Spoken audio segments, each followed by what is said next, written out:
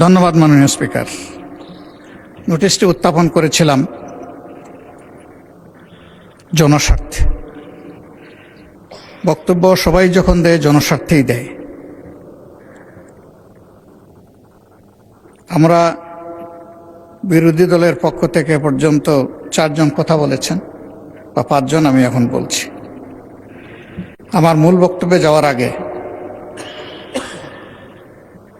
মাননীয় সংসদ সদস্য এবং স্বরাষ্ট্রমন্ত্রী খুব চমৎকার কিছু কথা বলেছেন, এগুলো একটু স্মরণ করতে চাই। উনি বলেছেন যে shareholder is shareholder. সে কিভাবে শেয়ার হোল্ডার হয়েছে এটা পরে দেখা যাবে। এটা পরে কেন? এটা তো আগেই এক্সপোজ হয়ে গেছে। সারা দুনিয়া জানে, উনি জানেন না। উনার মতো একজন বিজ্ঞ মানুষ, আমি এটা বিশ্বাস করি না।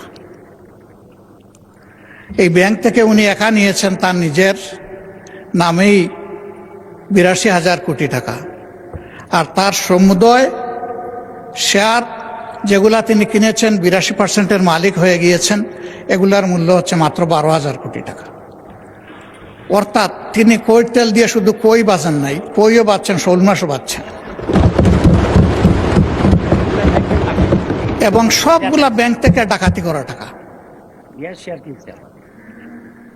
সেই শেয়ারগুলা কিভাবে হস্তান্তর হয়েছে তিনি একটা প্রতিষ্ঠানের নাম এখানে বলেছেন, সবগুলা বলে দিলে ভালো হইতো। এই ধরনের সকল শেয়ার হোল্ডারের উপরে বিশেষ একটা এজেন্সির মাধ্যমে প্রচন্ড চাপ ক্রিয়েট করে তাদেরকে বাধ্য করা হয়েছে তাদের শেয়ার হস্তান্তর করতে।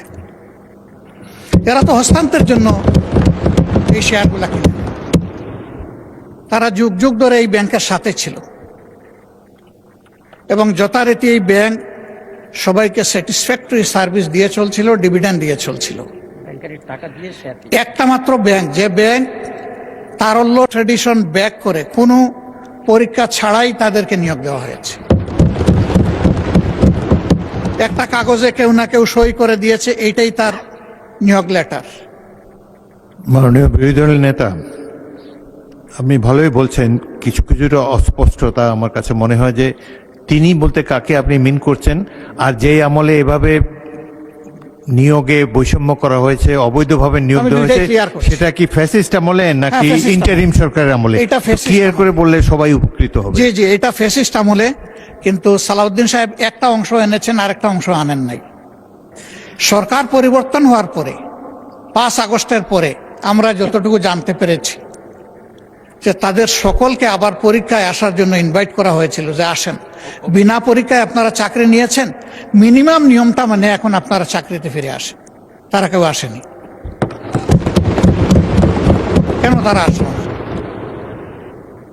এরপরে এই ব্যাংকটা 1983 সালের নভেম্বরে 3টা শাখা দিয়ে বাংলাদেশে তার কার্যক্রম শুরু করে। ঢাকার লোকাল ব্রাঞ্চ মতিঝিলে, আগ্রাবাদ, চিটাগাং, সিলেট, তালতলা। পর্যায়ক্রমে তাদের সততা, দক্ষতা, আমানতদারি এবং গ্রাহকদের প্রতি তাদের সেবার মান, এগুলার কারণে অনন্য উচ্চতায় এই ব্যাংকটা চলে যায়। তিনি যে সমস্ত অভিযোগ আনলেন, যে কোনো একটা দলের দিকে ইঙ্গিত করে, একেবারে নাম বলে দিলেই পারতেন জামাতে ইসলামী। তিনি বলছেন যে মাঝে মাঝে নেকাব খুলা ভালো, এটাও খুলে দিতেন। এখানে নেকাব রাখলেন কেন উনি? যে এখান থেকে 700 টাকার একটা কি জানি 700 কোটি টাকার লোন কে নিয়েছে, এইটা কোনো একটা দলের নির্বাচনী ফান্ডে ফান্ডিং করা হয়েছে। আমি এটা পরিষ্কার জানতে চাই, উনি জামাতকে এটার দ্বারা মিন করেছেন কিনা। যদি উনি মিন করে থাকেন, I am taking absolute challenge.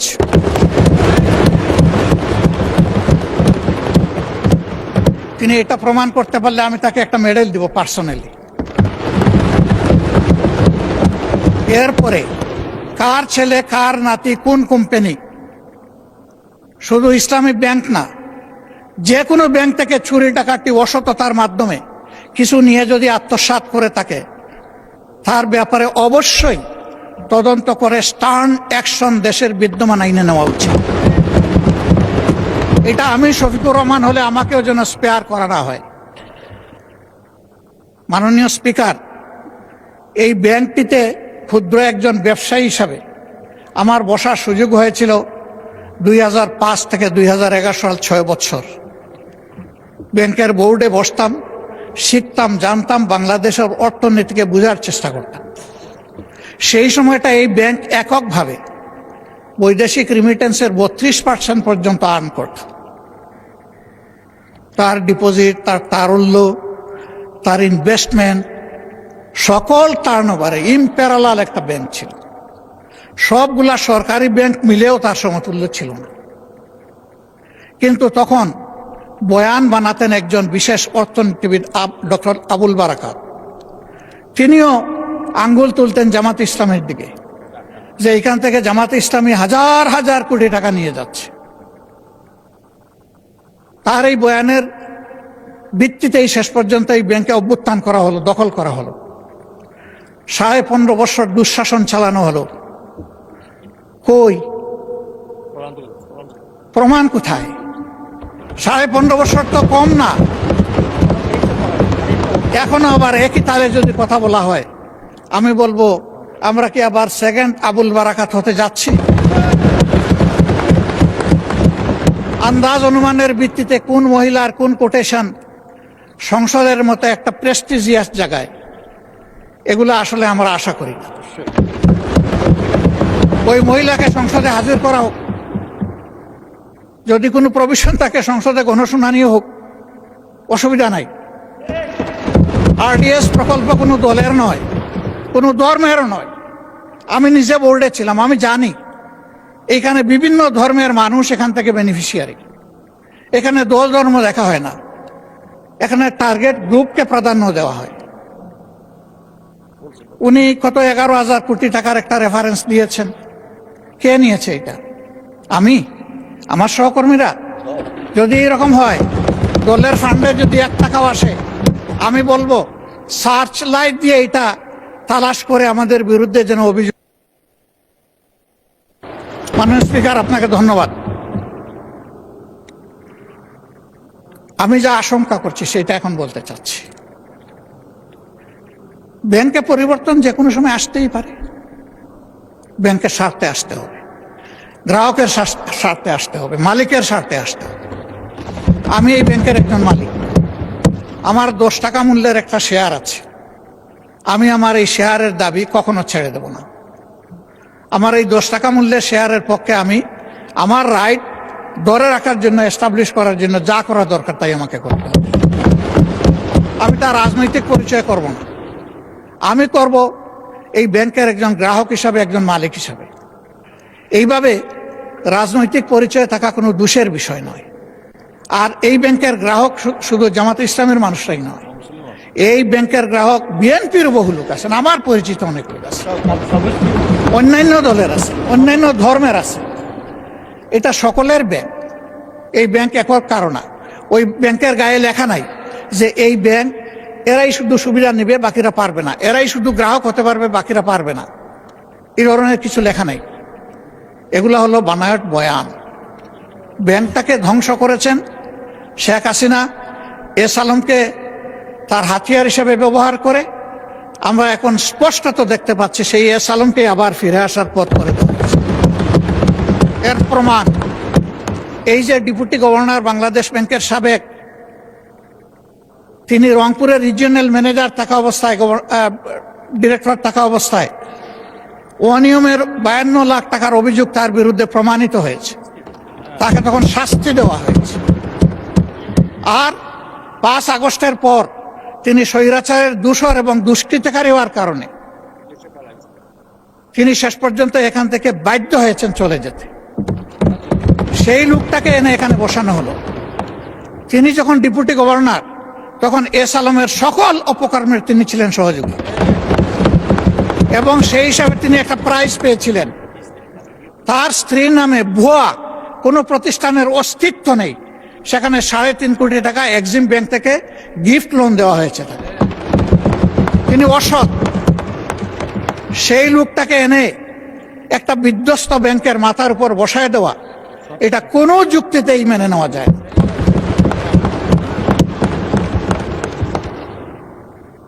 সরকার অবশ্যই সবকিছু চালাবেন, ক্রেডিট হলেও সরকারের, ডিসক্রেডিট হলেও সরকারের, কিন্তু জনগণের পারসেপশনটা কি এই ব্যাংক নিয়ে, এটা অবশ্যই সরকারকে বিবেচনায় নিতে হবে আমি মনে করি। সরকার বিবেচনায় নিলে দেশ লাভবান হবে, জাতি লাভবান হবে। ইসলামী ব্যাংক কোনো কারণে যদি আরো ক্ষতিগ্রস্ত হয়, আমি ব্যক্তিগতভাবে মনে করি বাংলাদেশের অর্থনীতি মাটির সাথে বসে যাবে। আস্থার এটি একটা পিরামিড, এই পিরামিড হেলে পড়লে অথবা বিধ্বস্ত হয়ে গেলে ব্যাংকিং ব্যবস্থার উপরেই মানুষের অনাস্থা তৈরি হবে,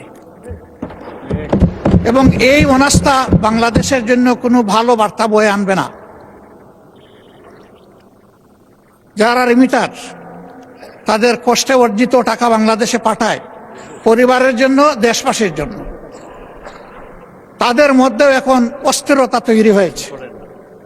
আমি হজের সফরে মাত্র 11 দিনের জন্য গিয়েছিলাম, সেখানে এই ব্যাপারে অনেকের উদ্বেগ, সরাসরি প্রশ্ন শোনার সুযোগ পেয়েছি। এতে দেশের অর্থনীতি ক্ষতিগ্রস্ত হবে। রেমিটেন্স প্রবাহ যদি বাধাগ্রস্ত হয়, আমাদের মাত্র দুইটা সোর্স, একটা রেমিটেন্স, আরেকটা হচ্ছে আরএমজি।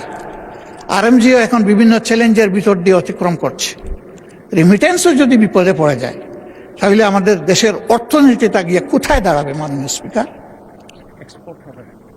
এই সবগুলাই তো আমরা বিপদে পড়ে যাব।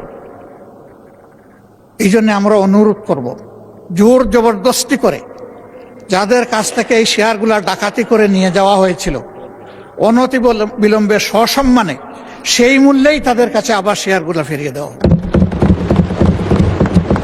এরপরে সরকার সকল নিয়ম কানুন মেনে বোর্ড গঠন করবে, পরিচালনা করবে, আমাদের পূর্ণ সমর্থন থাকবে, এই ব্যাপারে আমাদের কোনো আপত্তি থাকবে না। সন্তান তার মায়ের কুলেই তো নিরাপদ।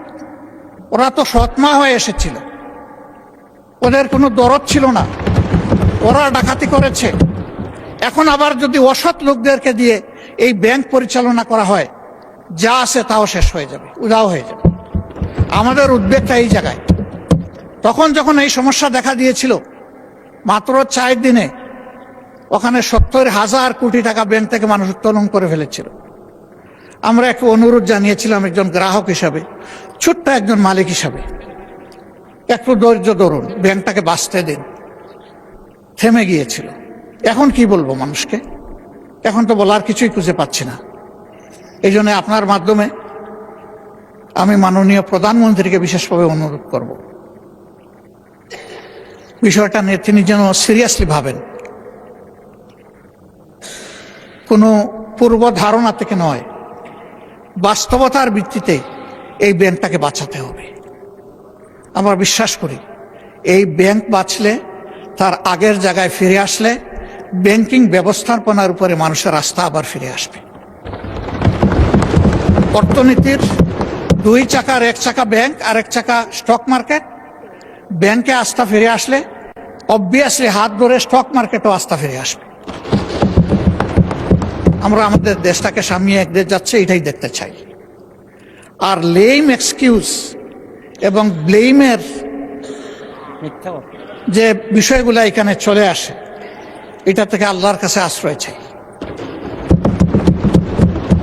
অলরেডি 5টা ব্যাংকের গ্রাহকরা রাস্তায় রাস্তায় ভিক্ষুকের মতো ঘুরছে। তারা তাদের বিনিয়োগের কোনো রেজাল্ট পাচ্ছে না, তারা তাদের আমানত ফেরত পাচ্ছে না। আবার যদি সর্ববৃহৎ ব্যাংকের একই বিপর্যয় ঘটে, তাহলে আমরা গিয়ে কোথায় দাঁড়াবো? মাননীয় স্পিকার, আজান হয়ে গেছে, আমার কথা আমি এখানেই শেষ করলাম। আমি আপনার মাধ্যমে একটা প্রতিকার চাই, ব্যাংকটা বাঁচুক, আমরা এটাই চাই। আসসালামু আলাইকুম। ধন্যবাদ মাননীয় বিরোধী দলের নেতা। মাননীয় সদস্যবৃন্দ, সংসদে বৈঠক মাগরিবের নামাজের জন্য 30 মিনিটে বিরতি দেওয়া হলো। বিরতির পর প্রথমে বক্তব্য রাখবেন